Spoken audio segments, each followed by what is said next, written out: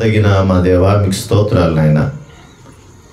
ఉదయం నుండి ఇప్పటి వరకు మీరు మా పట్ల ఎన్నో మేలులు చేశారు.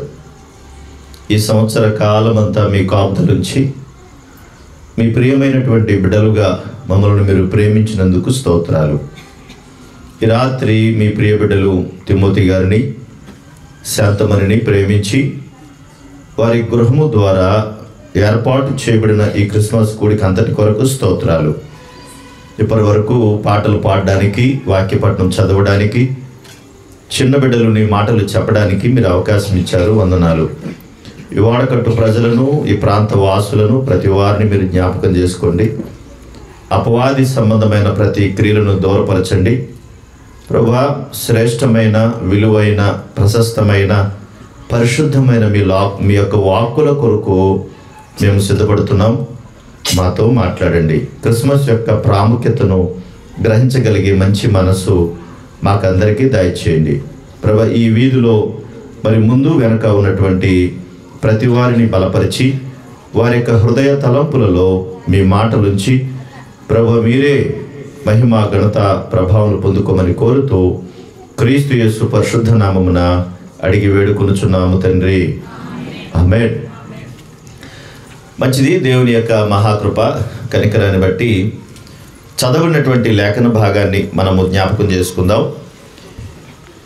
ఈ క్రిస్మస్ దినాలలో ప్రతి వారి యొక్క హృదయ అంతరంగంలో క్రిస్మస్ అంటే చాలా ఆనందము, ఎంతో సంతోషము కలిగి ఉండాలి కూడా. అయితే క్రిస్మస్ను గూర్చినటువంటి ఉద్దేశాలలో ముందుగా ఒక చిన్న విషయాన్ని నేను జ్ఞాపకం చేస్తూ ఉంటాను. అదేంటనంటే, పుట్టుక అంటే ఏంటి? మీరు ఎవరైనా చెప్పండి నాకు. కూర్చున్న వారు చెప్తారా పుట్టుక అంటే ఏంటో? ఇప్పుడు మనం ఎవరు పుట్టారని పండుగ చేసుకుంటున్నాం? క్రీస్తు పుట్టాడని కదా. మరి పుట్టుక అంటే ముందు తెలియాలి కదా. క్రీస్తు పుట్టుక తర్వాత అసలు పుట్టుక అంటే ఏంటో మనకి తెలియాలి కదా. మరణించుట అంటే అర్థం ఏంటి? చచ్చిపోవడం. అంతేనా? సరే, నా తెప్పలు నేనే పడతాను, నేనే చెప్తాను మరి. రైట్. పుట్టుక అంటే వినాలి బాగా. పుట్టుక అనంటే మరొక లోకం నుండి ఈ లోకానికి రావటం. పుట్టుక అంటే మరొక లోకాన్ని విడిచిపెట్టి ఈ లోకానికి రావటం. మరణించుట అంటే ఈ లోకాన్ని విడిచిపెట్టి మరొక లోకానికి వెళ్ళటం. ఇది అర్థమైంది కదా. ఇప్పుడు క్రీస్తు పుట్టుక అని మనం అనుకుంటున్నామంటే దేవునికి పుట్టుకుంటుందా? అసలు దేవునికి పుట్టుకుంటుందా? దేవునికి మరణం ఉంటుందా? ఉండదు కదా. మరి పుట్టుకని ఎందుకు అన్నారు అని అంటే, మరొక లోకాన్ని విడిచిపెట్టి ఈ లోకానికి వచ్చాడు కనుక ఆయన. లూకాసు వార్త 2వ అధ్యాయంలో 11వ వచ్చిన భాగంలో దేవుడు ఇలా రాయించాడు. ఆ మాట మనం చదువుదామా? దావీదు పట్టణమందు నేడు రక్షకుడు మీ కొరకు పుట్టి ఉన్నాడు. దావీదు పట్టణమందు నేడు రక్షకుడు మీ కొరకు పుట్టి ఉన్నాడు. అందుకే మనం పాంప్లెట్ వేసేటప్పుడు కూడా చూడండి, అందరూ దాని మీద ఏమైనా వేస్తారు?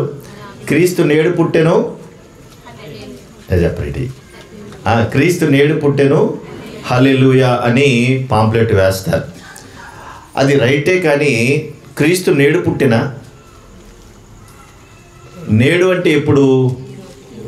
చెప్పండి, నోరు తెరిచి చెప్పండి. నేడు అంటే ఎప్పుడు? ఈ దినం అంటే ఏ దినం అమ్మా? ఈ దినం అంటే దినం అంటే రోజు కదా. ఈ దినం అంటే ఈరోజు. నేడు అన్నా కూడా ఈరోజు అని. మరి క్రీస్తు ఈరోజు పుట్టలేదు కదా. ఆయన ఎప్పుడు పుట్టాడు? ఆయన 2000 సంవత్సరాల క్రితమే ఈ భూమి మీదకి వచ్చాడు. పుట్టుక అంటే అర్థం చేసుకోవాలి. పుట్టుక అంటే రావడం. పుట్టుక అంటే రావడం. ఎందుకు అనంటే, మన లోపల 3 ఉంటాయి. మన మనిషి శరీరంలో 3 ఉంటాయి. ఒకటి ఆత్మ, శరీరము, ప్రాణము. ఎప్పుడు ఈ మాట జ్ఞాపకం చేస్తాను నేను. శరీరములో ప్రాణము, ఆత్మ ఉంది. శరీరానికి ప్రాణం ఎవరు?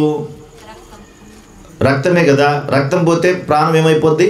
పోతుంది. ఆత్మ వెళ్ళిపోయినా శరీరాన్ని విడిచిపెట్టి చనిపోయినట్టే లెక్క. ఈ 3 కలయికే ఈ శరీరం. కనుక దేవుడు లోపల ఉన్నటువంటి ఆత్మకు మరణం లేదు. ఆ ఆత్మకు మరణం అంటూ లేదు, చావంటూ లేదు. కనుక పరలోకము నుండి భూమి మీదకు వచ్చినటువంటి ఆత్మస్వరూపి అయినటువంటి దేవుడు శరీరాన్ని ధరించుకుని భూమి మీదకి వచ్చాడు. అది క్రిస్మస్ అంటున్నాం మనం. అసలు క్రిస్మస్ అనే పదానికి క్రీస్తు ఆరాధన అనేది, మాస్ అనేది గ్రీకు పదం. అది ఆ గ్రీకు పదములోంచి వచ్చిన దానికి అర్థం ఏంటంటే ఆరాధన అంటే క్రిస్మస్ అనే కార్యక్రమం ఏదైనా అందులో ఏముండాలంటే క్రీస్తు యొక్క ఆరాధన ఉండాలి. ఏముండాలి? క్రీస్తు యొక్క ఆరాధన ఉండాలి. ఆరాధన అంటే ఏంటి? మళ్ళా ఆరాధన అనగానే మళ్ళీ ఏంటి ఆరాధన అంటే ఏంటి? ఇప్పుడు ఇంకో మాట కూడా జ్ఞాపకం చేస్తాను. ఆరాధన అనగానే ఆరాధన ఆరాధన ఆరాధన అని కేకలిస్తే ఆరాధన కాదు. అది దానిని ఆరాధన అనకూడదు. మీకు అర్థమవడానికి, మీ భాషలో అర్థమవడానికి ఇలా చెప్తాను నేను ఒక మాట. ఎందుకంటే ఇప్పుడు భార్యాభర్తలు ఉంటారు కదా, భార్యాభర్తలు ఉంటారు. కొత్తగా పెళ్ళైనప్పుడు భర్త అంటే భార్యకు చాలా ఇష్టం, భార్యకు భర్త అంటే కూడా చాలా ఇష్టం. ఇప్పుడు ఈ భర్తను పక్కన పెట్టి కుర్చీలో కూర్చోబెట్టి, సోఫాలో కూర్చోబెట్టి, ఆ కాళ్ళ దగ్గర కూర్చుని, ఏవండి మీరు ఎంత మంచివారో, మీరు ఎంత ప్రేమిస్తారో, మీరు చాలా గొప్పవారని ప్రొద్దున నుంచి సాయంత్రం వరకు కూడా చెప్తా కూర్చుందనుకో, కాళ్ళ దగ్గర కూర్చొని మీరు ఎంత మంచివారో, మీరు ఎంత మంచివారో, మీరు ఎంత మంచివారో అని అంటుంది అనుకోండి. అప్పుడు భర్త ఏమంటాడు? నేను మంచిదాన్నే కానీ ముందు కాఫీ ఇస్తావా? పొద్దున్న మొదలెట్టావు, భోజనం లేదు, నీళ్లు లేవు, టిఫిన్ లేదు, మంచోడు మంచోడు మంచోడు మంచోడు అంట. వీటి ముందు నాకు కావాల్సినవి పెట్టాలి కదా నువ్వు. అర్థమైందా మీకు? ఆరాధన అంటే ఏది ఇష్టమైనదో అది చేయాలి. దేవునికి ఆరాధన, క్రీస్తుకు ఆరాధన అంటే క్రీస్తుకు ఇష్టమైనది ఏంటో చెయ్యాలి. క్రీస్తుకు ఏది నచ్చిద్దో అది చేయాలి. క్రీస్తు ఏమి చేయమన్నారో అది చెయ్యాలి. అది ఆరాధన. కనుక క్రిస్మస్లో ఏముండాలంటే ఆరాధన ఉండాలి. అది క్రీస్తు ఆరాధన అంటాం క్రిస్మస్ అని. ఉత్తినే హ్యాపీ క్రిస్మస్, మెరీ క్రిస్మస్ అని అరవడం వల్ల ఏమీ రాదు అంటున్నారా? ఉత్తినే అలా అరవడం వల్ల ఏమీ ఉపయోగం ఉండదు. కనుక ఇక్కడ ఏం చెబుతున్నాడు అంటే, దావీదు పట్టణమందు రక్షకుడు మీ కొరకు పుట్టి ఉన్నాడు, ఈయన ప్రభు అయిన క్రీస్తు. అంటే పరలోకము నుండి భూమి మీదకి యేసు క్రీస్తు ప్రభువారు వచ్చారు. దానినే పుట్టుక అన్నారు. దానినే పుట్టుక అన్నారు. అక్కడ ఒక మాట మనం గమనిస్తే అక్కడ ఏమని రాయబడిందంటే, రక్షకుడు పుట్టాడు. ప్రైజ్ ది లార్డ్, ఆమేన్. ఏమని రాయబడింది అక్కడ? రక్షకుడు పుట్టాడు. నువ్వు పుట్టినప్పుడు కానీ, నేను పుట్టినప్పుడు కానీ, ప్రపంచంలో ఉన్నవారు ఎవరు పుట్టినప్పుడు కానీ ఒక రక్షకుడు పుట్టాడనే మాట ఎవరైనా అన్నారా? మాట్లాడట్లేదు. మళ్ళా ఎవరైనా చెప్పారా?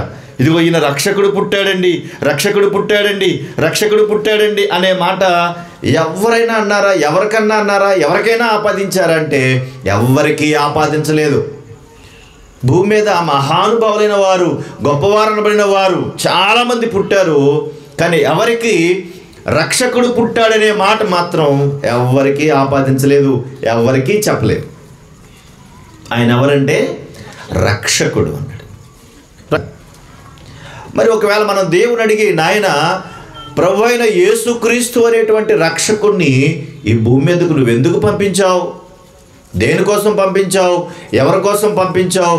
ఎందుకు ఈ భూమి మీద పుట్టాలా ఆయన అని ఒకవేళ మనం అడిగామనుకోండి, చాలా ఆన్సర్ దేవుడు చెప్పాడు మనకి.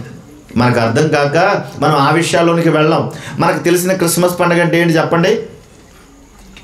మళ్ళీ అలా బిగిసిపోయారు. చెప్పండి బాబోయ్.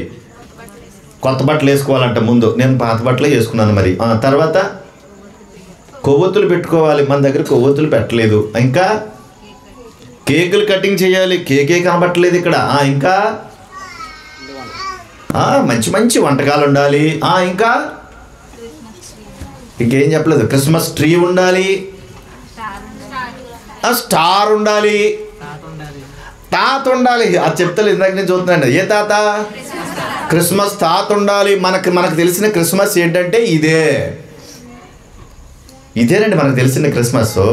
కొవ్వొత్తులు అంటించుకోవడం, అక్కడ అన్ని రకరకాల డ్యాన్సులు వేసుకోవడం, సింధులు వేసుకోవడం, ఇంకా డ్యాన్సులు. మళ్ళీ డ్యాన్సుల్లో మామూలు డ్యాన్సులు కాదండి, break dance, spring dance, Malaysia dance, Singapore dance. నేను ఎక్కడ ఏం లేదండి బాబు, ఇన్ని రకాల డ్యాన్సులు ఉన్నాయి. ఆ డ్యాన్సులన్నీ ఎక్కడ కనిపిస్తున్నాయంటే క్రిస్మస్లో కనబడుతున్నాయి. క్రిస్మస్లో కనబడుతున్నాయి. మనకు తెలిసినటువంటి క్రిస్మస్ ఇదే, కానీ అసలు క్రిస్మస్ ఇది కానే కాదమ్మా. అసలు ఇది కానే కాదమ్మా. క్రిస్మస్ యొక్క ప్రాముఖ్యత వేరు, క్రిస్మస్ యొక్క ఉద్దేశాలు వేరు, అసలు క్రీస్తు యొక్క పుట్టుక పరమార్థం వేరు, ఆయన ప్రణాళిక వేరు. అసలు ఇది అర్థమైతే మనం గొళ్ళుమని ఏడుస్తాం. అది అర్థమైతే, అది మనకు అర్థం కాక డ్యాన్సులు వేస్తూ ఉన్నాం.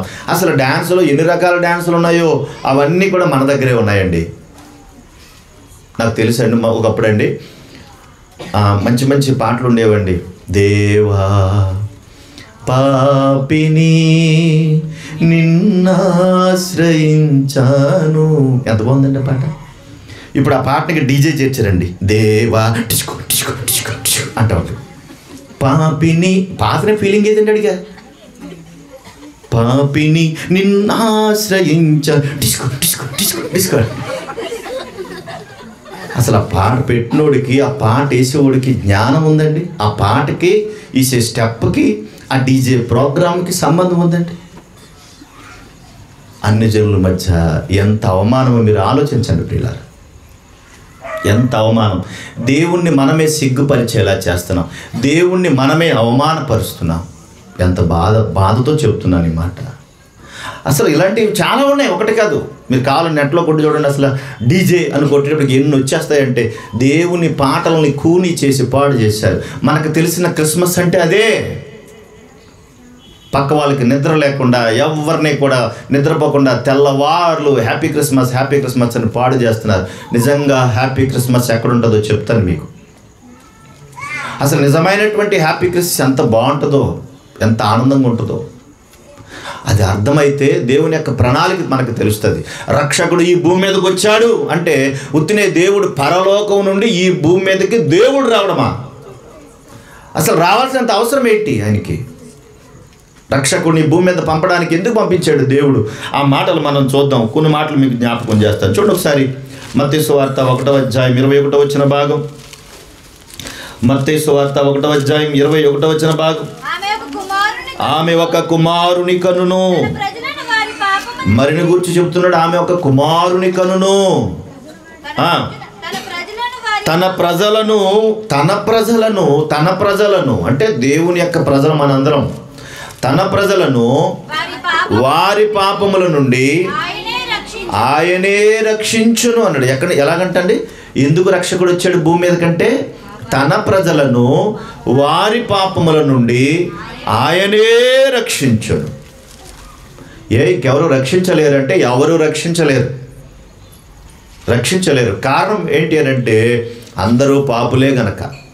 రామపత్రిక 3వ అధ్యాయంలో మాట్లాడుతూ ఉంటాడు చాలా విషయాలు. నీతిమంతుడు లేడు, ఒక్కడు లేడు, ఏ భేదము లేదు, అందరూ పాపము చేశారు అని బైబిల్లో రాయబడింది. దేవుడు చెప్పాడన్నమాట. కనుక నీతిమంతులను కాదు అన్నాడు. ఇప్పుడు ఈ మాట మనం ఆలోచిస్తే ఆయన ఎందుకు వచ్చాడంటే తన ప్రజలను వారి పాపముల నుండి ఆయనే రక్షించును గనుక ఆయనకు యేసు అంటే మీరు ఆలోచించండి. ఇప్పుడు రక్షకుడు భూమి మీదకి ఎందుకు వచ్చాడు? ఆయన ఎందుకు వచ్చాడండి బాబు? అసలు అర్థమవుతుంది ఎందుకు వచ్చాడని? అర్థమవుతుందా? పాపాల నుండి విముక్తిని చేయడానికి వచ్చానంటే క్రిస్మస్ పేరుతో పాపమే చేస్తూ ఉంటే అసలు దానికి దీనికి అర్థముందా? నా ప్రియమైన దేవుని వర్లారా, వాక్యం సెలవిస్తూ ఉంది పాపాన్ని తీయడానికి రక్షకుడు వచ్చాడు. ఎందుకంటే రక్షకుడే తీయగలడు, ఇంకెవరు తీయలేరు కనుక. యోహాను సువార్త 1వ అధ్యాయం 29వ వచన భాగాన్ని కూడా చదువుదామా? బాప్తిస్మిచ్చు యోహాను గారు మాట్లాడేటువంటి మాట. మరునాడు యోహాను యేసు తన యొద్దకు రాగా చూచి, ఇదిగో లోక పాపమును మోసుకొని పోవు దేవుని గొర్రెపిల్ల అన్నాడు. మనోళ్ళు ఈ మాటలు తెలియక చాలామంది, ఒరే గొర్రెపిల్లలారా, మీరు గొర్రెలు అంటే గొర్రెలమే. మరి మేము గొర్రెలమే. ఎందుకంటే గొర్రె సాధు జంతువు, అది మౌనంగా ఉంటుంది. యేసుక్రీస్తు ప్రభువారు కూడా గొర్రెతో పోల్చుకున్నారు. లోక పాపమును తీసుకొని పోవు, ఇదిగో లోక పాపమును మోసుకొని పోవు దేవుని గొర్రెపిల్ల అని చెప్పాడు. యోహాను రాసిన మొదటి పత్రిక 3వ అధ్యాయం 5వ వచన భాగం. యోహాను రాసిన మొదటి పత్రిక 3వ అధ్యాయము 5వ వచన భాగం. పాపములను తీసివేయుటకై ప్రత్యక్షమాయనని నీకు తెలియను. ఎందుకు వచ్చాడంట ఆయన భూమి మీదకి? ప్రత్యక్షత, పాపములను తీసివేయడానికి వచ్చాడట. ప్రధానంగా ఉన్న ముఖ్యాంశాలు మాత్రమే చెప్తున్నాను మీకు, అన్నీ చెప్పడానికి మనకి సమయం సరిపోదు కనుక. పాపములను తీసివేయడానికి యేసుక్రీస్తు ప్రభువారు ప్రత్యక్షమయ్యారు. రైట్. ఆ రోజున దేవదూత మాట్లాడుతూ దావీదు పట్టణమందు నేడు రక్షకుడు మీ కొరకు పుట్టి ఉన్నాడు అని చెప్పాడు. ఎందుకు రక్షకుడు పుట్టడానికి వచ్చాడు భూమి మీద? భూమి మీద ఎందుకు రావాల్సి వచ్చిందనంటే పాపములను తీసివేయడానికి అని మనకు అర్థమైంది కదా. అంటే పాపం అంత ప్రమాదకరమైందా? పాపం అంత ప్రమాదకరమైందా? పాపం వల్ల ఏమైనా నష్టం కలుగుతుందా? పాపంతో ఉంటే ఏదైనా ప్రమాదమా? ఎందుకు పాపాన్ని తీయడానికి రావాలి ఆయన అని ఒకవేళ మనం ఆలోచిస్తే చూద్దాం ఒకసారి. పాపం నుండి ఎందుకు మనిషిని రక్షించాలి? మనిషిని రక్షించడానికి ఎందుకు దేవుని యొక్క సంకల్పం కలిగి ఉండాలి? పాపంతో ఏంటి ప్రమాదం అనంటే రోమిలకు రాసిన పత్రిక 6వ అధ్యాయము 23వ వచన భాగం. ఏలయనగా పాపము వలన వచ్చు జీతం మరణము అన్నాడు. పాపం వల్ల ఏమొస్తుందంటండి? మరణం. అంటే పాపం ఎంత ప్రమాదకరమైందంటే అది నిన్ను మరణంలోనికి తీసుకుని వెళ్ళిపోద్ది, అది నిన్ను నాశనం చేయడానికి తీసుకెళ్ళిపోద్ది, అది నిన్ను అగ్నిగుండానికి తీసుకుని వెళ్ళిపోద్ది. అంత ప్రమాదకరమైందండి. చిన్న చిన్న వాటిని గురించి మనం ఆలోచిస్తాం, చిన్న చిన్న పద్ధతుల గురించి మనం ఆలోచిస్తాం, కానీ పాపం మనిషిని చాలా ప్రమాదంలో తీసుకెళ్ళిపోద్ది. దానివల్ల అన్నీ నష్టాలే, దానివల్ల అన్ని ప్రమాదాలే. ఆ పాపంతో బ్రతకడం వల్ల, ఆ పాపంలో జీవించడం వల్ల మనిషి యొక్క జీవితం అగ్నిగుండానికి వెళ్ళిపోయేంత ప్రమాదం ఉంది. అందుకే రోగాలు తీయడానికి వచ్చాను లేకపోతే ఇంకోటి చేయడానికి వచ్చాను దేవుడు చెప్పలేదు. కారణం ఏంటంటే భూమి మీద బ్రతుకున్నంత కాలము రోగాలు ఉంటాయి. తెలుసా మీకు? మాట్లాడరే. భూమి మీద బ్రతికినంత కాలం రోగాలు ఉంటాయి. ఉండవా? ఉంటాయి ఖచ్చితంగా. మనం తినే తిండి, మనం పీల్చే గాలి, మనం చేసే పనులన్నీ కూడా భూమి మీద ఉన్నటువంటి వాతావరణాన్ని పాడు చేసాయి. అడవిలోకి వెళ్ళండి, అరణ్యంలోకి వెళ్ళండి, అక్కడ రకరకాల జంతువులు తిరుగుతూ ఉంటాయి. అడవి ప్రాంతంలో స్వచ్ఛమైన గాలి ఉంటుంది, స్వచ్ఛమైన ఆహారం ఉంటుంది. చెప్పండి, డ్రైనేజీలు ఎక్కడ ఉంటాయి తెలుసా? డ్రైనేజీ ఎవరికి అవసరం? అడవిలో ఉన్న సింహానికి డ్రైనేజీ కావాలా? పెద్ద పులికి కావాలా? ఎలుగుబంటికి కావాలా? మరి ఎవరికి కావాలి? వాటికన్నా ప్రమాదకరమైన మనిషికి కావాలి. ఎందుకంటే వీడు కొల్లబెట్టి అంతా డ్రైనేజీలు వదిలేస్తాడు కాబట్టి. అదంతా కంపు కొడుతూ ఉంటే దాంట్లోంచి రకరకాల రోగాలు వస్తూ ఉంటాయి. ఆ జబ్బులన్నీ మనుషులకి వ్యాపిస్తూ ఉంటే ఈ జబ్బులతో మరలా మంచాన పడుతూ ఉంటే మళ్ళీ హాస్పిటల్కి వెళ్ళాలి, మళ్ళీ అక్కడ ఆల్బాగుపడాలి. మనిషి అలా తయారు చేశాడు దాన్ని. ఈ చెత్త తీయడానికి దేవుడు రాలా. ఈ చెత్త తీయడానికి పరలోకం నుండి యేసుక్రీస్తు ప్రభువారు రాలేదు. మనకు ఎలాగ అర్థమైందో తెలుసా? అయ్యా నాకు తలపోటు వస్తుంది, ఈ చెయ్యేసి నెత్తి మీద 2 దెబ్బలు ఏంటి తగ్గిపోద్ది? నా నెత్తి మీద కొట్టిన బాబు తగ్గిపోద్దా? దానికోసం యేసుక్రీస్తు ప్రభువారు రావాలా? చెప్పరే. పారాసిటమాల్ టాబ్లెట్స్ ఉంటే తగ్గిపోద్ది కదా. గొడ్లకు రాసుకుంటే తగ్గిపోదా? గొడ్లకు ఉన్నాయి మీ ఇంట్లోనూ? బోళ్ళని ఉంటాయి కదండి. గొడ్లకు వస్తే తగ్గిపోద్ది కదా. అసలు నీకు తలపోటు ఎందుకు వస్తుందంటే పనికి మాలిన పనులన్నీ కూడా లోకంలో ఉన్నాయి, వాటి వల్ల జబ్బులు వస్తున్నాయి. మరలా నాకు తలపోటు తగ్గించు, నా పక్షవాతం తగ్గించు, నా కాళ్ళు ఇప్పుడు తగ్గించు. అసలు దేవుడు ఈ టైపులో చేయడానికి రాలా. ఆయన పరమవైద్యుడు. మనుషులందరూ చేసే పనులు ఆయన చేయడు. ఎందుకంటే నా తలంపులు వేరు, మీ తలంపులు వేరు, నా ఆలోచనలు వేరు, మీ ఆలోచనలు వేరు అన్నాడు. ఎంత గొప్ప దేవుణ్ణి మనం నమ్ముకున్నామండి. మన దేవుని గొప్పతనం ఏంటో మనకే అర్థం కాకపోతే మనం ఇతరులకు ఎలా చెప్పగలుగుతాం? ఇప్పటికి అది నా బాధ. మనం నమ్ముకున్న దేవుడు రక్షకుడు. ఈ భూప్రపంచం మీద ఎవ్వరూ అలాంటి స్థితిలో లేరు. పరిశుద్ధుడు అనేటువంటి పెద్ద ట్యాగ్ ఉన్న వ్యక్తి ఆయన. అంత శక్తిమంతుడైన అంత గొప్ప దేవుడిని నమ్ముకుని మనం ఎలా బతుకుతున్నాం, ఎలా జీవిస్తున్నాం మనం ఆలోచించాలి. పాపం వల్ల ఎంత ప్రమాదమో ఆలోచించాలి. దాని వలన విపరీతమైనటువంటి భయంకరమైనటువంటి స్థితిలోకి వెళ్ళిపోయే ప్రమాదం ఉంది. అది మెయిన్ టార్గెట్. ఆ పాపం వల్లే ఈ భూమి మీద ఉన్నటువంటి రోగాలు, ఆ పాపం వల్ల ఈ భూమి మీద ఉన్నటువంటి కష్టాలు. పాపం అంటే ఏంటండి బాబు అని అంటే అక్కడ రాయబడినటువంటి మాట యోహాను రాసిన మొదటి పత్రిక 1వ అధ్యాయం 3వ అధ్యాయం 4వ వచన భాగం చూడండి. యోహాను రాసిన మొదటి పత్రిక 3వ అధ్యాయము 4వ వచన భాగం. పాపము చేయు ప్రతివాడు ఆజ్ఞను అతిక్రమించును. పాపము చేయు ప్రతివాడు ఆజ్ఞను అతిక్రమించును. ఆజ్ఞ అతిక్రమమే పాపము అన్నాడు. దాని అర్థం ఏంటో తెలుసా? దేవుని మాట వినకపోవడమే పాపం, దేవునికి వ్యతిరేకంగా మాట్లాడడమే పాపం, దేవుణ్ణి దూషించడమే పాపం, దేవునికి మనసు ఇవ్వకపోవడమే పాపం. నేనేం పాపం చేశానండి అంటే నీ లిస్ట్ ఒకసారి స్కాన్ చేస్తే ఎన్ని పాపాలు బయటకు వస్తాయి నువ్వు చేసిన పాపాలు. ఒక ఆయన అంటున్నాడు, నేను పాపం ఏంటి, నన్ను ఎందుకు నువ్వు పాపం చేశానంటావు, నేను ఏ పాపం చేయలేదు తెలుసా. అబ్బో, ఒకసారి నిలబడి చూడు. నువ్వు అసలు కళ్ళు మూసుకుని నువ్వు చిన్నప్పటి నుండి ఇప్పటి వరకు బ్రతికినటువంటి స్థితిని అంతటిని ఒకసారి జ్ఞాపకం చేసుకో.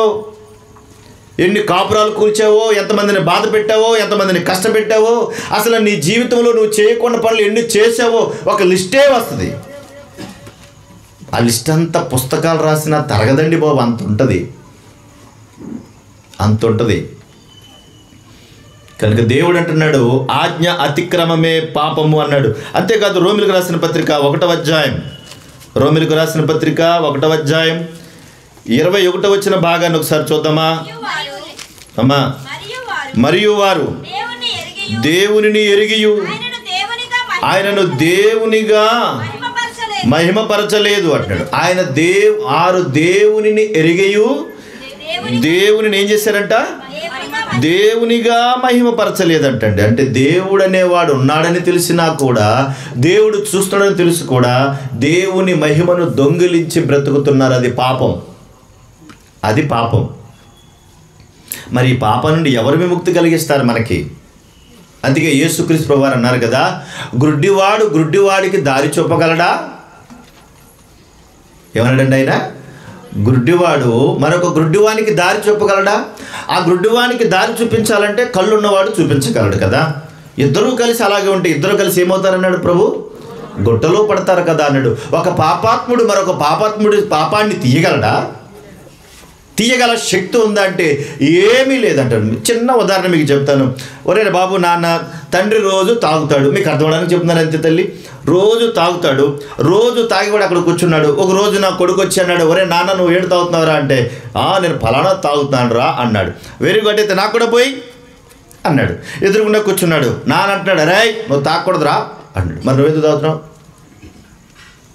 తాగుతున్నావు అన్నాడు. తాగేవాడు మరొక తాగేవాడిని నువ్వు తాగకూడదని చెప్తే వింటాడా? అసలు అనడానికి హక్కు ఉందా? ముందు నువ్వు మానే, తర్వాత నాకు చెప్పు అంటాడు. అలాగే పాపం చేసే ప్రతివాడు పాపానికి దాసుడైతే పాపం నుండి విముక్తి కలిగించడానికి మరొక పాపిని రక్షించే అవకాశమే లేదు. అందుకే ఈ భూమి మీదకి రక్షకుడు వచ్చాడు. ఆ రక్షకుడు పాపము నుండి విముక్తి కలిగించడానికి వచ్చాడు. ఇంకా చెప్తాను మీకు. కారణం ఏంటంటే అసలు ఈనాడు ఉన్నటువంటి స్థితిని బట్టి పాపమునకు అందరూ అప్పగించేశారు, పాపానికి అప్పగించుకున్నారు, తమకు తాము పాపానికి అప్పగించుకున్నారు.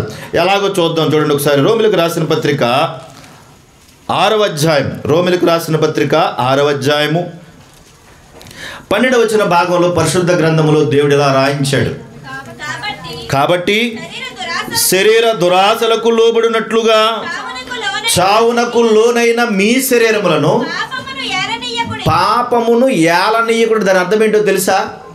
పాపమును ఏలనీయకుడు అంటే మనిషి మీద ఎవరు పెత్తనం చేస్తారనుకుంటున్నారు? ఇప్పుడు పాపం పెత్తనం చేస్తుంది. ఎవరండి? పాపం. మన ఎంత మంచి వాళ్ళమంటే ఏ తప్పు జరిగినా మనకు ఒకడు దొరుకుతాడు. ప్రధానంగా ఎవరు ఏం చేసినా ఒకడు దొరుకుతాడు మనకి. ఎవడాడు? ఏమండి? గట్టిగా చెప్పండి, పర్లేదు. సాతాను. సాతానుగాడు ఎంత పని చేశాడో చూసావు అక్క. ఏం చేశాడమ్మా అంటే పేదలు ఇట్టుకుంటుంటే వర్షం వచ్చేలా చేసేసాడు వీడు. యేసు నామములో ఎవరిని ఆపుతున్నావు? వర్షాన్ని ఆగా అంటాడు. అది ఆగాలన్నా చేయాలన్నా ఏముండాలన్నా దేవుని సంకల్పం దేవుని చేతుల్లో ఉంది. అది అర్థమవుతుందా? పాపము ఏలుబడి చేస్తూ ఉంటే అసలు మనం ఏం చేస్తామో మనకే తెలీదు. అర్థమవుతుందమ్మా? అసలు ఏం చేస్తామో మనకు తెలియదు. బాగా తాగినోడు, బాగా తాగిపోతాడు, ఎదురుగుండా ఉన్నదే కూతురా, చెల్ల, అక్క, తమ్ముడు అనే భావం తెలుస్తుందండి? తెలుస్తుందా? బాగా తాగిన వాడికి ఎదురుగా ఉన్నది ఎవరు? తన తల్లే ఎదురుగుండా ఉందా, తన అక్క ఎదురుగుండా ఉందా, తన కూతురు ఎదురుగుండా ఉందన్న సంగతి వాడికి అర్థమవుతుందా? వావి వరుసలు మనసు ఏం చేస్తాడో వాడికే తెలియదు. పాపం మత్తు కూడా అంతే. పాపం అనే మత్తు కూడా అంతే. పాపం పట్టిన వాడు ఏం చేస్తాడో వాడికే తెలీదు. వాడి ఆలోచనలు, వాడి క్రియలన్నీ కూడా పాపంలోనే ఉంటాయి. అంత ప్రమాదకరమైంది అది.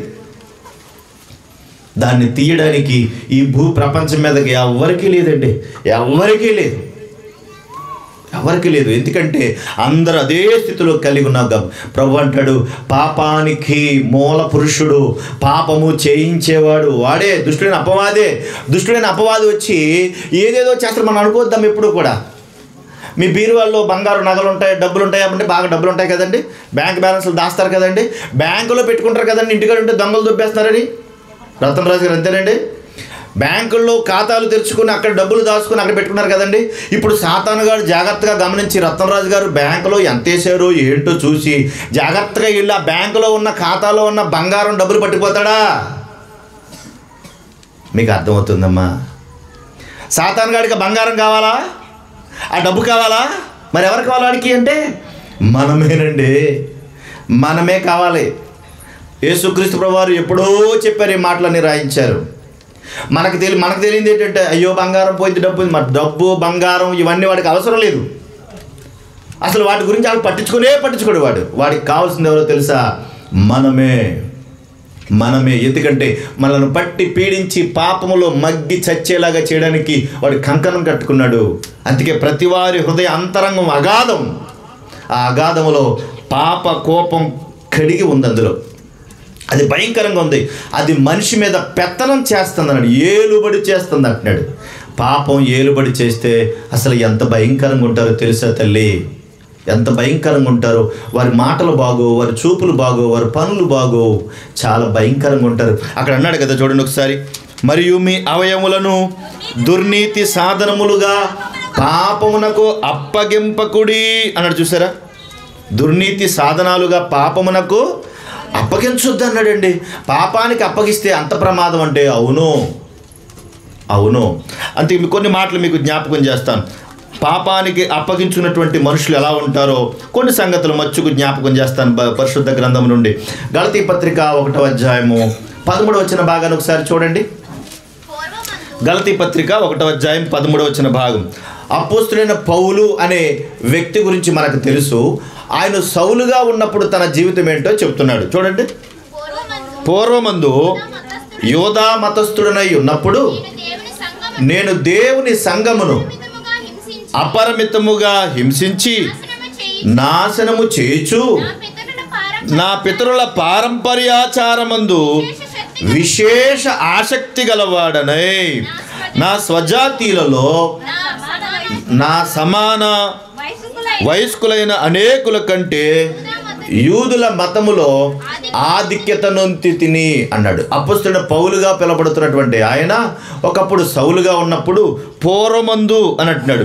ఈయనకి ఏం పిచ్చి పట్టింది? ఈయన ఏ పాపం పరిస్థితిలో ఉన్నాడు? ఏం పిచ్చి పట్టిందని అంటే ఈయనకి కులపిచ్చి పట్టింది, మత పిచ్చి పట్టింది. ఎవరికి? ఈ సౌలనే ఆయనకి కులపిచ్చి పట్టింది, మత పిచ్చి పట్టింది. ప్రపంచవ్యాప్తంగా నా కులమే గొప్పది. అర్థమవుతుందా? ప్రపంచవ్యాప్తంగా నేను యోధా జాతిని, ఇశ్రాయేలు జాతికి సంబంధించిన వాడిని, నేను రోమీయుడను కాబట్టి నా కులమే గొప్పది అనుకునేవాడు. అలాంటి స్థితి పట్టింది. ఆ తర్వాత అక్కడ ఏం చేశాడంటే తను ఏ మతములో అయితే ఉన్నాడో, యోధా మతములో ఉన్నాడు కనుక నా మతమే గొప్పది. అది అతని పాపం. ఈ రోజున కూడా ఆ పిచ్చి ఉందా లేదు? ఇప్పటికీ కూడా కులపిచ్చి ఉంది, ఆ మత పిచ్చి కూడా ఉంది, ఇప్పటికే ఉంది ఆ కుల పిచ్చి, మత పిచ్చి. ఆ రోజున పౌలు అనబడేటువంటి సౌలుగా ఉన్నప్పుడు యోధా మత పిచ్చితో, కుల పిచ్చితో, మత పిచ్చితో ఇష్టానుసారంగా మాట్లాడి తన జీవితంలో పోగొట్టుకున్నాడు ఎన్నో. అది భయంకరమైన పాపము అనే సంగతి గ్రహించలేకపోయాడు. కారణం ఏంటంటే పాపం అతని మీద ఏలుబడి చేసింది గనక. ఆ తర్వాత అతను చేయకుండా పనులన్నీ బోలని చేశాడు. యేసుక్రీస్తు పేరుతే చాలు కొట్టాడు, తిట్టాడు, హింసించాడు, చెరసాల్లో పెట్టాడు. యేసు అంటే అసలు పడనే పడదన్నాడు, నా మతం గొప్పది అన్నాడు. ఈ రోజున కూడా యేసు అనగానే భయమేసేస్తుంది, ప్రభు అంటే భయమేసేస్తుంది. యేసు పేరు ఎత్తొద్దు, నువ్వు ఏ పేరైనా ఎత్తు, యేసు పేరు మాత్రం ఎత్తు. రక్షకుడు ఈ లోకానికి వచ్చాడయ్యా, పాపాన్ని తీయడానికి వచ్చాడయ్యా. మా ఏరియా అందరం కూడా మేము పాపులం కాదు, మేము పలానా జాతి, మా ఏరియాకి రావద్దు మీరు. అయ్య బాబు, దేవుడు ఏ ఏరియాలో ఉంటాడండి? మాట్లాడండి. దేవుడు ఏ ఏరియాలో ఉంటాడండి? అలా చూస్తారేంటి? ఏ ఏరియాలో ఉంటాడా దేవుడు? మన ఏరియాలో ఉంటాడా? మా ప్రాంతానికి రావద్దంటాడా? ఈ ఏరియా నాదంటాడా? భూమి ఆయనది, ఆకాశం ఆయనది, సర్వ సృష్టి ఆయనది, నీకు ఇచ్చే వాన ఆయనది, పైన ఉన్నటువంటి సూర్యుడు ఆయన వాడు, సమస్త సృష్టి ఆయన చెబితే వింటుంది. కానీ మనకు తెలియదు ఏంటో తెలుసా? ఈ ఏరియా మాది అంటే ఈ ఏరియాకు దేవుడు, ఆ ఏరియాకు దేవుడు ఉంటాడా? ఈ ఏరియాకు సూర్యుడు, ఆ ఏరియాకు సూర్యుడు ఉంటాడా? మనకు అర్థం కాక మనం అలా మాట్లాడుకుంటాం. ఈ ఏరియా మా ఏరియా, మీరు రావద్దు, మీరు రావద్దు. ఆ రోజున అదే పిచ్చితో బతికాడండి ఎవరైనా. సౌలు సంఘాన్ని హింసించాడు, ప్రేరేపించాడు, కొట్టాడు. ఇది నా బతుకు అన్నాడు. ఆ తర్వాత మరొక ఆయన కూడా చూపిస్తాను చూడండి, లూకా సువార్త 16వ అధ్యాయం. ఆయనకి ఏముంది? పౌలు గారి అనే సౌలుకి మత పిచ్చి ఉంది, కుల పిచ్చి ఉంది. తర్వాత రైట్, లూకా సువార్త 16వ అధ్యాయం, లూకా సువార్త 16వ అధ్యాయం 19వ వచన భాగం. 19వ వచన భాగం. ధనవంతుడు ఒకడుండెను, అతడు ఓదారంగు బట్టలు, సన్నపు నార వస్త్రములు ధరించుకుని ప్రతిదినము బహుగా సుఖపడుచుండువాడు. ఈయన ఇంకో పాపి, వింటున్నారా? ఈయన ఇంకో రకమైన పాపి. మనకు తెలిసిన పాపం ఏంటి? అబద్ధం ఆడకూడదు, దొంగతనం చేయకూడదు, నరహత్య చేయకూడదు. మనకు తెలిసిన పాపాలు ఇవి. అసలు భయంకరమైన పాపం ఏంటంటే దేవుని మాట వినకపోవడమే పాపం. కనుక అందులో ఉన్నవి చెప్తున్నాను ఇప్పుడు మీకు. ఈయన ఎలాంటి పాప అంటే ఓదారంగు బట్టలు, అంటే ఖరీదైనటువంటి డ్రెస్ వేసుకుని, ఖరీదైన బట్టలు కనుక్కొని ఇతను ఏం చేస్తారంటే రోజు, మరి ధనవంతుడు కదా బాగా, అందుకని రోజు మంచి కాస్ట్లీ డ్రెస్ వేసుకుంటాడు, మంచి సూట్ వేసుకుంటాడు, అందరినీ వెంట తిప్పుకుంటూ ఉంటాడు. ఇతను వెళ్తూ ఉంటే వెనకాల 10 జీబులు వెళ్తూ ఉండాలి. ఎందుకని నేను ధనవంతుని తెలియాలి కదా, తెలియాలి వద్దండి. ఇటలా బీగిసిపోయి చచ్చిపోతుంది, ఇటలా బీగిసిపోయి తెలియాలా వద్దా? కాబట్టి అందరూ జీపే వెళ్ళిపోతుంది. అయ్యి బాబోయ్, పెద్దోడు వెళ్తున్నాడు ఇలాగా. ఏ పెద్దోడు? ఆ పెద్దోడే, పెద్దోడు వెళ్ళిపోతున్నాడు ఇలాగా, అయ్యి బాబోయ్ అంటాడు. ఏమంటే చాలామంది ఉన్నారు ఇలాంటి వాళ్ళు. టీ తాగాలంటే మలేషియాలో టీ తాగుతారండి, హైదరాబాద్లో ఎక్కి, ఏది విమానం ఎక్కి అక్కడ టీ తాగుతారండి. భోజనానికి సింగపూర్ వెళ్తారండి, టిఫిన్కి ఏమో దుబాయ్ వెళ్తారండి. ఏముంది వీళ్ళకి? బాగా పెద్దోళ్ళు. మరి మనం ఏం తింటామంటే బడ్డీ కొట్టుకడికి వెళ్ళి టీ ఉందా, పూరి లేదా, మనకు తెలిసింది ఇది. ఖరీదైన డ్రెస్ వేసుకుంటాడు, బాగా బ్రతుకుతూ ఉన్నాడు, బహుగా సుఖపడుతున్నాడు. ఇతనుకున్న వ్యాధి అంటే బహుగా సుఖపడుతున్నాడు. అదేంటంటే నా డబ్బుతో నేను సుఖపడుతున్నాను, నా డబ్బుతో నేను కష్టపడుతున్నాను, నేను సంపాదించుకున్నానంటే నీ జీవిత పరమార్థం అది కాదు. మరి నీ జీవిత పరమార్థం అది కాదు. అందుకే ఈయన ఏం చేశాడంటే అక్కడ రాయబడినటువంటి మాట మనం చదువుకుంటే, అయ్యో అబ్రహామా నేను చచ్చిపోయేలా ఉన్నట్టు 25 వచనంలో అంటాడు. ఏమంటాడు అబ్రహాం గారు మాట్లాడుతారు చూడండి. అందుకు అబ్రహాము కుమారుడా, బహుగా సుఖపడినటువంటి ఆ ధనవంతుడితో మాట్లాడు, కుమారుడా నీవు నీ జీవిత కాలమందు నీకిష్టమైనట్టు నువ్వేం చేసావు? సుఖం అనుభవించావు. కాబట్టే ఇప్పుడు ఇక్కడ నరకం అనుభవిస్తున్నావు నువ్వు అంటున్నాడు. నీ జీవితకాలమందు నీకు ఇష్టమైనట్టు నువ్వు బ్రతికవు గనకనే ఇక్కడ నువ్వు నరకం అనుభవిస్తున్నావు. అంటే నీకు ఇష్టమైనట్టు కాదు, నిన్ను కన్నది, నిన్ను పోషించింది, నిన్ను పెంచింది నేను. కనుక నాకు నచ్చినట్టుగా నువ్వు బ్రతకాలి. ఇతను చేసిన పాపం ఏంటంటే అతని ఇష్టానుసారంగా బహుగా సుఖపడి బ్రతికేస్తున్నాడు. మరొక ఆయన కూడా చూపిస్తుంటాడు. అదే లూకా సువార్త 12వ అధ్యాయం అదే లూకాసు వార్త 12వ అధ్యాయం 16వ వచన భాగం. మరియు ఆయన వారితో ఈ ఉపమానం చెప్పెను. ఒక ధనవంతుని భూమి సమృద్ధిగా పండెను. అప్పుడు అతడు, నా పంట సమకూర్చుకున్నటకు నాకు స్థలం చాలదు గనుక నేను ఏమి చేతునని తనలో తాను ఆలోచించుకుని, నేను ఇలాగూ చేతును, నా కొట్లు విప్పి వాటికంటే గొప్ప వాటిని కట్టించి అందులో నా ధాన్యమంతటిని ఆస్తిని సమకూర్చుకుని. అతనేమో ఓదారంగు బట్టలు వేసుకుని బహుగా సుఖపడుతుంటే, ఇతనేమో భూమి మీద సంపాదనే సంపాదన, సంపాదనే సంపాదన, రెండో ధ్యాస లేదు.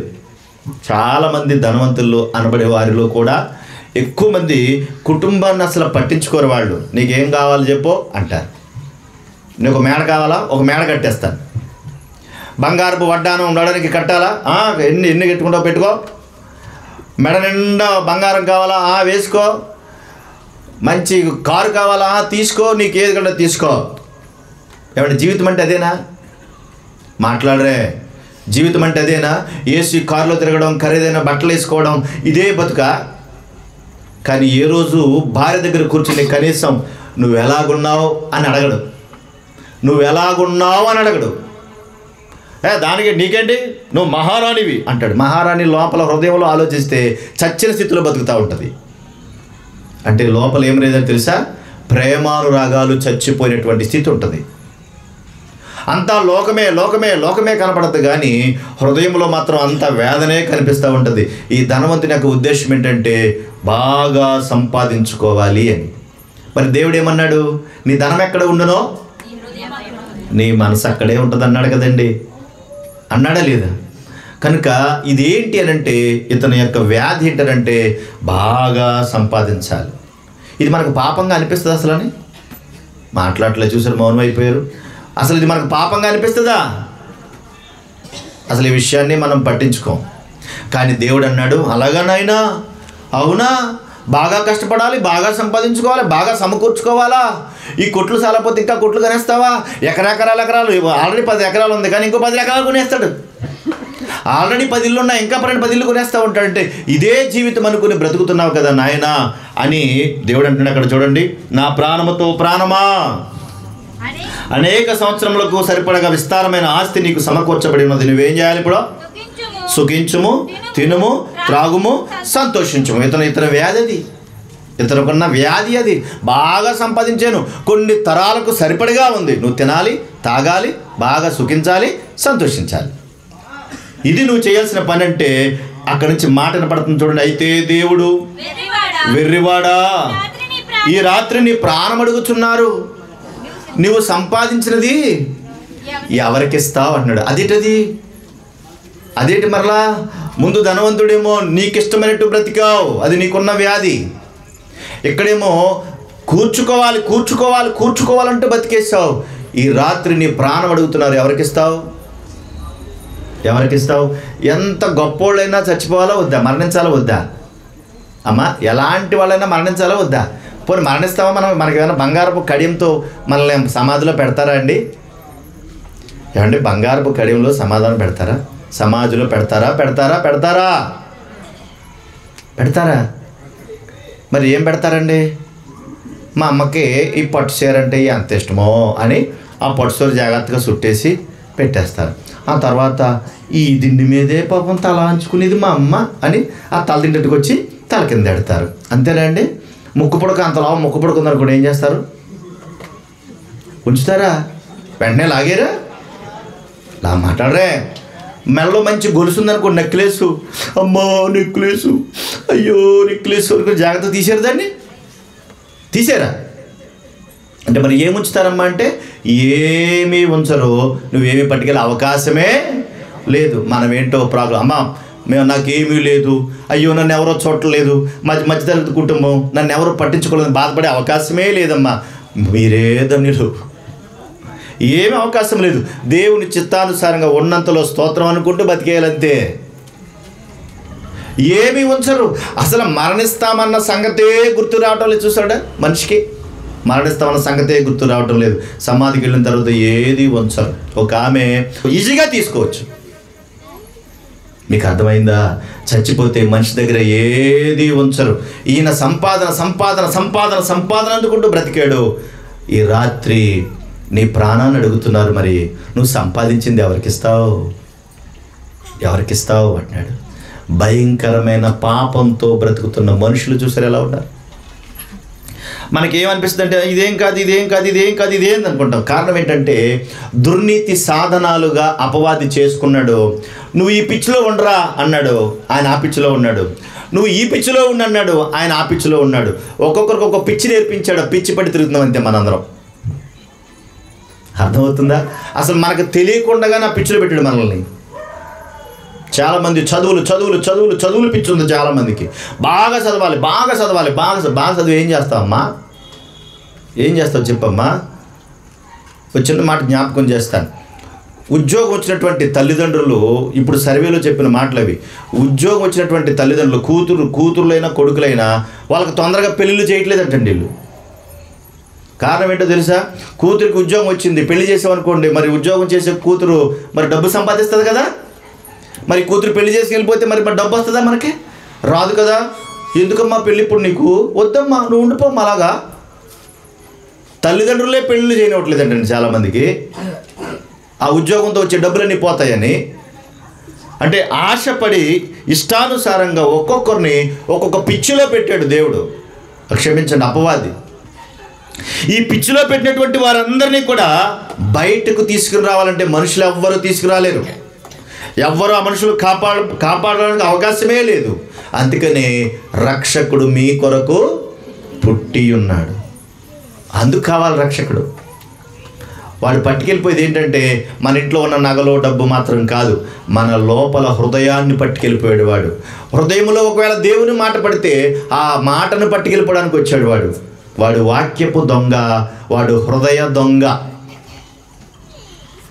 కనుక వాడి నుండి బయటకు తీసుకుని రావాలి, వాడి నుండి రక్షించాలి. ఈ భూమి మీద ఉన్నటువంటి ప్రతి మనిషిలో ఉన్న పాపం నుండి విడుదల కలగజేయాలి. ఆ విడుదల పొందినప్పుడే వాడు ప్రశాంతతకి వెళతాడు. నాలో ఉన్న పరిశుద్ధత వాడిలోనికి రావాలి. ఇది దేవుని సంకల్పం. అందుకే దావీదు పట్టణమందుడి రక్షకుడు మీ కొరకు పుట్టి ఉన్నాడు, ఈయన ప్రభువైన క్రీస్తు అన్నాడు. ప్రభువు, రారాజు, క్రీస్తు అంటే అభిషక్తుడు. ఆ ప్రభువును క్రీస్తుగా అంగీకరించాలి. పాపం నీ మీద పెత్తనం చేస్తుంది, ఆ పెత్తనం నుండి నువ్వు తొలగించబడి క్రీస్తుకు అధికారం ఇవ్వాలి. అది ఆయన సంకల్పం. అందుకే ఈ భూమి మీదకి వచ్చాడు ఆయన. వేరే ఉద్దేశాలు ఏం రాలేదు ఆయనకి. ఇక మళ్ళీ జ్ఞాపకం చేశాను మీకు. అయితే ఒక చిన్న మాట గుర్తు చేస్తాను మీకు, చూడండి ఎంత బాగుంటుందో. అపొస్తలుడైనటువంటి పౌలు ఉన్నప్పుడు తన జీవితాన్ని గురించి మాట్లాడుతూ తన సంగతుల్ని మరలా గుర్తు చేసుకుంటూ చెప్తున్నటువంటి మాట అది. తిమోతికి రాసిన మొదటి పత్రిక 1వ అధ్యాయం. తిమోతికి రాసిన మొదటి పత్రిక 1వ అధ్యాయం. చదువమ్మా. పూర్వము దోషకుడను, హింసకుడను, హానికరుడను అయినటువంటి నన్ను తన పరిచర్యకు నియమించి నమ్మకమైన వానిగా ఎంచినందుకు నన్ను బలపరిచిన ప్రభువైన యేసుక్రీస్తుకు కృతజ్ఞుడనై ఉన్నాను. నన్ను బలపరిచాడు. నా స్థితిది, నా బతికిది. నేను మంచోని కాదు, నేను దోషకుడును, హింసకుడును, హానికరుడును, పనికిమాలను. నేను ఇలాంటి స్థితి నుండి ఆ ప్రభువైన యేసుక్రీస్తు తన దర్శనం ద్వారా నన్ను దర్శించాడు, నాతో మాట్లాడాడు, నాకు విముక్తినిచ్చాడు, నా పాపం నుండి నాకు సహాయం చేశాడు.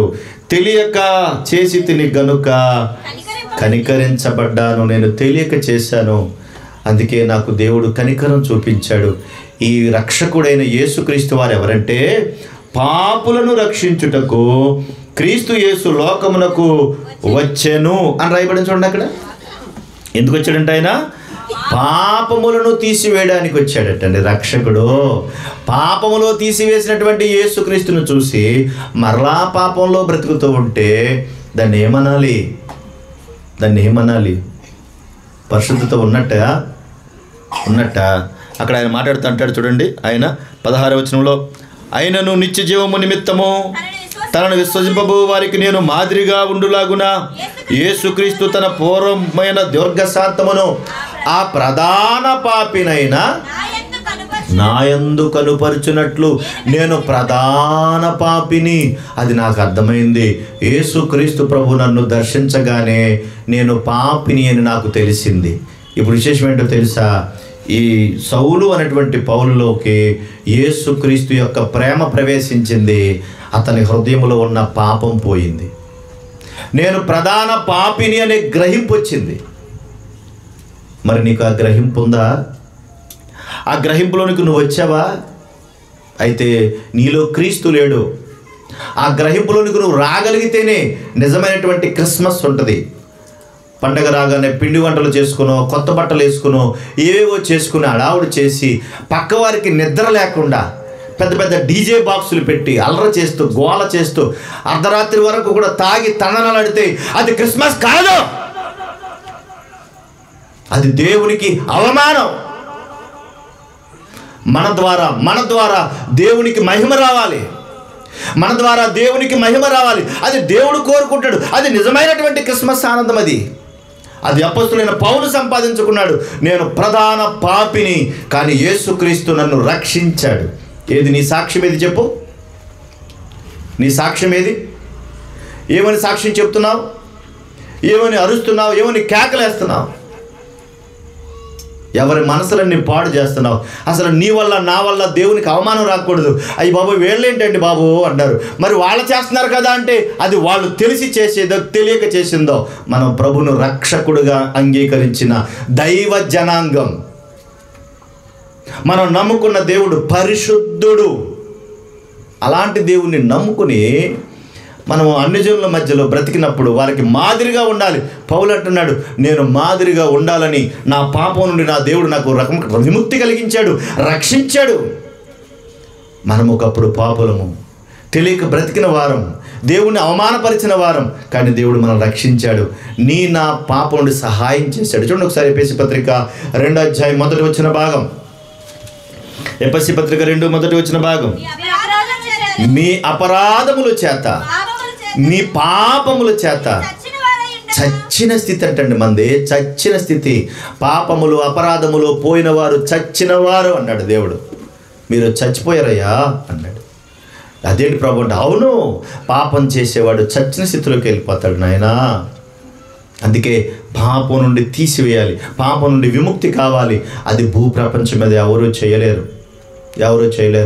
మీరు ఎవరైనా అడగండి, నా పాపం తీయగలవా అని. డాక్టర్ దగ్గరికి వెళ్ళి అడగండి, అయ్యా నాలో పాపం ఉందయ్యా, నా పాపానికి వైద్యం చేయమంటే డాక్టర్ ఏమంటాడు? పాపం కాదురా బాబు, నీకేం రోగం ఉందో చెప్పు, నేను రోగం తీయగలను కానీ పాపాన్ని తీయలేను. నీకు ఏ జబ్బు ఉందో చెప్పు. అదేనా మళ్ళీ జబ్బు, ఆ జబ్బులో రకరకాల జబ్బులు. కడుపు జబ్బు అయితే నేనే చూస్తాను, అదిగో వేరే జబ్బు ఆయన చూస్తాడు. ఎముకల జబ్బు ఈయన చేస్తాడు, కంటి జబ్బు ఆయన చూస్తాడు, ఎముకల జబ్బు ఈయన చూస్తాడు, మళ్ళీ చిన్నపిల్లలకి మళ్ళీ వేరే వాడు చూస్తాడు. ఈ జబ్బులన్నీ తీయడానికే ఉన్నాను కానీ నీ పాపం తీయడానికి నా వల్ల కాదు నాయన. అమ్మా, ఎన్నాళ్ళు ఈ భూమి మీద బ్రతుకుతాం? ఎన్నాళ్ళు ఉంటాం చెప్పండి? ఎన్నాళ్ళు ఈ పాపంతో బ్రతుకుతాం? అమ్మా, నీకు ఏ రోగం ఉన్నా పర్లేదు, ఏ జబ్బు ఉన్నా పర్లేదు, కానీ పాపంతో నువ్వు చచ్చిపోకూడదు, పాపంతో నువ్వు మరణించకూడదు. ఎందుకో తెలుసా? పాపమునకు వచ్చు జీతము మరణము అన్నాడు. మరణం అంటే అగ్నిగుండం తల్లి, అగ్నిగుండం. ఏ రోగంతో చచ్చిపోయినా పర్లేదు, నీకు ఎయిడ్స్ వ్యాధి ఉన్నా పర్వాలేదు, నీ పాపం నుండి నీకు విముక్తి కలిగి ప్రభువా నేను పాపిని అని నువ్వు దేవుడి దగ్గర అంగీకరిస్తే పరలోక రాజ్యానికి వారసులుగా చేస్తాడు దేవుడు. అంత ప్రేమ కలిగిన ప్రేమించే దేవుడు మనం నమ్ముకున్న దేవుడు. అంత ప్రేమ కలిగిన వాడు ఆయన. ఏం ఆలోచిస్తున్నావు? ఎక్కడున్నావు? చిన్న చిన్న వాటికి దేవుణ్ణి అడగడం చాలా చిన్నదమ్మా. అది చిన్న చిన్న వాటిని కాదు, భయంకరమైన పాప రోగం ఉండకూడదు. ఆ పాప రోగాన్ని తీయడానికి యేసుక్రీస్తు ప్రభువారు ఈ భూమి మీదకి వచ్చాడు. ఇదిగో లోక పాపమును మోసుకొని పోవు దేవుని గొర్రెపిల్ల అన్నాడు. ఒక చిన్న మాట చెప్పిన ముగించేస్తాను. చూడండి, లోకాసు వార్త 2వ అధ్యాయం. మనం చదువుకున్నటువంటి లేఖన భాగాన్ని చదువుదాం. లోకాసు వార్త 2వ అధ్యాయం 10వ వచన భాగం. అయితే ఆ దూత భయపడకుడి, ఇదిగో ప్రజలందరికీ కలుగబోవు మహా సంతోషకరమైన సువర్తమానము. ఎవరికంటండి అది?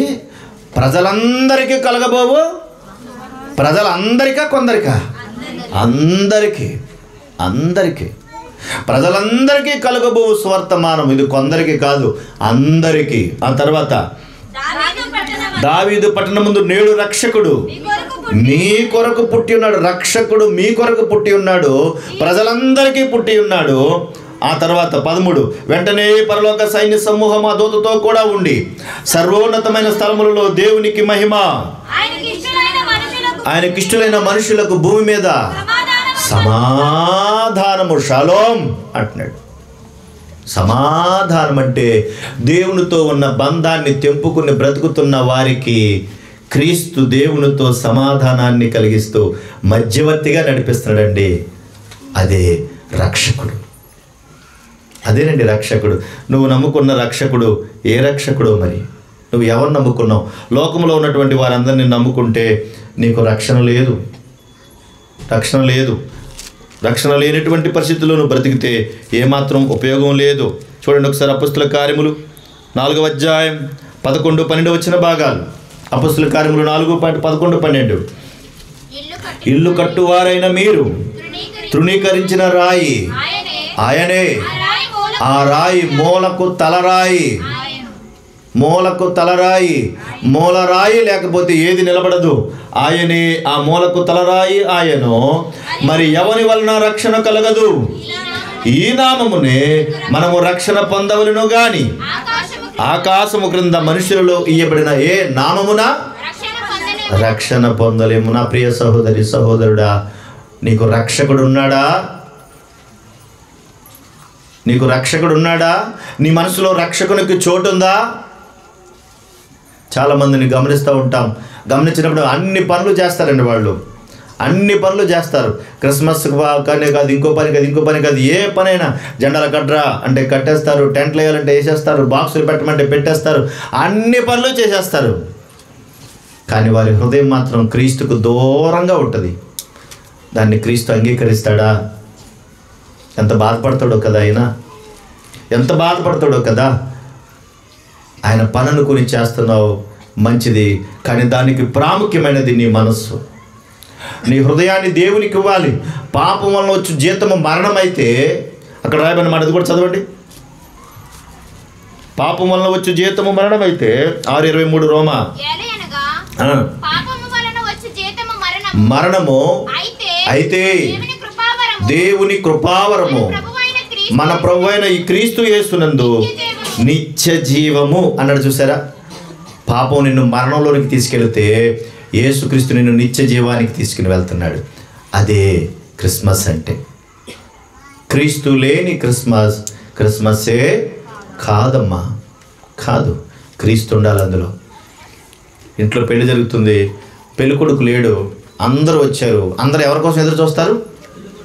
అందరూ ఎవరి కోసం చూస్తారు? లేకపోతే వెళ్ళే చేసిండి పెళ్ళి అంటే ఎవరు చేస్తారండి పెళ్ళి? మాట్లాడరే. పెళ్ళికొడుకు లేడు, అందరూ చూస్తూ ఉంటారు. పెళ్ళికొడుకుని పెట్టరండి అంటారు. అవసరమా పెళ్ళికొడుకు? లేకపోతే ఏంటి, చేసేది పర్లేదంటే చేసేస్తావా? అక్కడ ప్రాముఖ్యంగా ఉన్న వ్యక్తి ఎవరంటే ఆ పెళ్ళికొడుకే. యేసుక్రీస్తు ప్రభువారు ఆ పెళ్ళికొడుకుగా రాబోతున్నాడు. మరలా ఆయన అర్థమవుతుందా తల్లి? మొదటి రాకడలో మరొక లోకము నుండి ఈ లోకానికి వచ్చాడు. అది పుట్టుక అన్నాం. ఈ లోకానికి తిరిగి మరలా రెండవదిగా రాబోతున్నాడు. తిరిగి మరలా ఈ భూమిని విడిచిపెట్టి వెళ్ళిపోయేటువంటి వారిని, ఉన్నటువంటి వారిని, రక్షణ పొందినటువంటి వారిని తీసుకుని వెళ్ళడానికి వస్తున్నాడు ఆయన రెండవ రాకడలో. ఇది రెండవ రాకడ సమయం. ఏ క్షణమైనా ఆయన రావచ్చు. కనుక సిద్ధపడి ఉన్నావా? లోక రక్షకుడు అంటే పాపము నుండి తీయడానికి వచ్చినటువంటి రక్షకుడే కానీ ఈ లోకంలో భోగభాగ్యాలు ఇచ్చేవాడు కాదైనా. నేను ప్రభువుని నమ్ముకున్నానండి, దేవుని కృప వల్ల బాగా ఉన్నానండి అంటే నువ్వు దేవునికి దగ్గరగా లేవని అర్థం. ఆలోచించు. క్రీస్తుని రక్షకునిగా అంగీకరించు. నీ పాపం నుండి విముక్తి కలిగించే దేవుడు ఆయన. ఆ రక్షకుడు నీకు కావాలంటే, ఎవరైతే ఆ రక్షకునికి హృదయంలో చోటిస్తారో అదే నిజమైన క్రిస్మస్. చోటు లేనప్పుడు అది క్రిస్మస్ కానే కాదు. మరలా జ్ఞాపకం చేస్తున్నాను, తిరిగి ఈ డిసెంబర్ నెల పూర్తయ్యేటప్పటికి, జనవరి నెల వచ్చేటప్పటికి ఎంతమంది చనిపోతారో తెలియదు. ఒకరి తర్వాత ఒక క్యూ కడతారు చనిపోవడానికి. అందులో మరి నువ్వు ఉన్నావేమో చూడు. పాపంతోనే బ్రతికి ఒకవేళ వెళ్ళిపోతే అయ్యో నీ బ్రతికి ఎంత ప్రమాదమో. కనుక ఈ రక్షకుడిగా క్రీస్తుని అంగీకరించు. ఆయన నీ పాపం నుండి విముక్తి కలిగిస్తాడు. ప్రార్థన చేసుకుందాం, ప్రార్థన చేద్దాం. ప్రేమగల తండ్రి, పరిశుద్ధమైన దేవా, మీకు స్తోత్రాలు. మీ దయను బట్టి, మీ ప్రేమను బట్టి మా ప్రభు అయిన యేసుక్రీస్తు వారిని రక్షకునిగా ఈ భూమి మీదకు పంపించారు.